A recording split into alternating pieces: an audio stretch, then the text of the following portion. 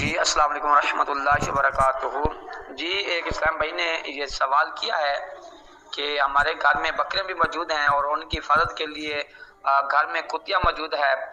تو ہوا یوں کہ جو بکری کا بچہ پیدا ہوا ہے وہ بکری مر گئی۔ اب وہ جو بچہ پیدا ہوا ہے وہ بکرا تھا، اس وقت چھوٹا تھا۔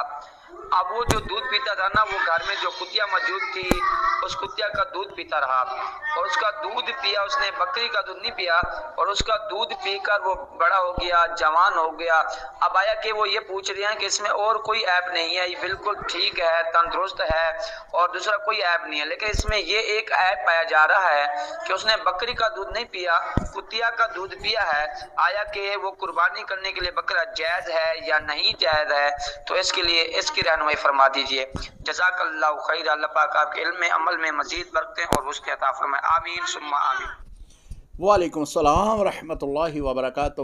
آپ کا سوال ہے کہ ایک بکری کے بچے نے کتیا کا دودھ پیا ہے اور کتیا کے دودھ سے وہ جوان ہوا ہے، اب وہ قربانی کے لیے وہ جائز ہوگا یا نہیں؟ اس میں کوئی بھی ایسی علامت باقی کوئی نہیں پائی جا رہی کہ وہ قربانی پہ نہ لگے، صرف یہ بات ضرور ہے کہ اس نے کتیا کا دودھ جو ہے، معاف کیجیے، کتیا کا دودھ اس نے پیا ہے۔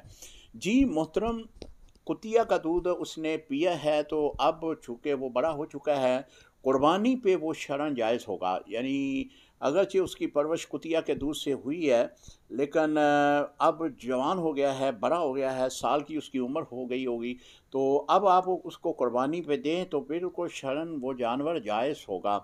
وہ ایسے جانور ہے، مثال کے طور پہ ایک مرغی ہے، وہ مرغی گندگی کھاتی ہے، وہ گندے کیڑے مکوڑے کھاتی ہے، تو اگر آپ اسے ذبح کر کے کھانا چاہتے ہیں تو شرعی حکم یہ ہے کہ اس کو 3 دن بند کر لیں تاکہ وہ نجاست کھانا بند کر دے۔ 3 دن کے بعد آپ ذبح کر کے اسے کھا سکتے ہیں۔ 3 دن کیوں روکنے کے بارے میں حکم آیا؟ اس لیے آیا کہ تاکہ اس کے اندر جو نجاست پہنچ چکی ہے وہ جو ہے وہ بیٹ کے ذریعے خارج ہو جائے۔ وہ خارج ہو جائے گی تو باقی گوشت بالکل حلال ہے، آپ کھا سکتے ہیں۔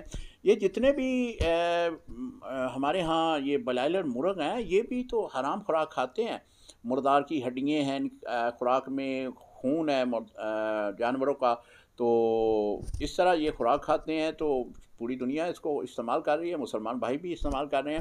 اگر جانور نے، اگر بکری کے بچے نے ابتدائی جو ایام ہوتے ہیں اس دنوں میں کتی کا دودھ پی لیا ہے تو کوئی مذائقہ نہیں ہے، اب اس کو قربانی پہ آپ لگائیں، شرعاً وہ قربانی کے لیے جائز ہوگا۔